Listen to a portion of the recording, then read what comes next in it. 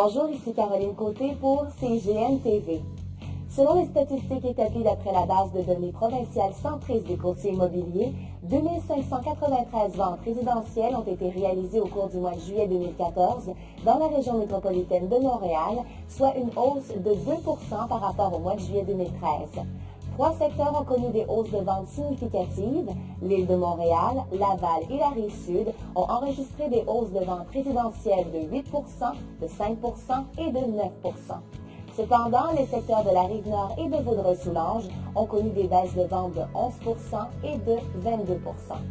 La catégorie de copropriété est celle qui a connu une hausse des ventes la plus importante, soit de 13%.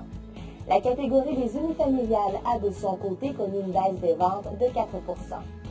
Le prix médian des unifamiliales à l'échelle de la région s'est élevé de 1% en juillet 2014 pour se fixer à 287 500 $. Le prix médian des copropriétés de 235 000 $ affiche une hausse de 3% pour l'ensemble des secteurs de la région. Une hausse de 11% a d'ailleurs été observée pour les copropriétés sur la Rive-Sud.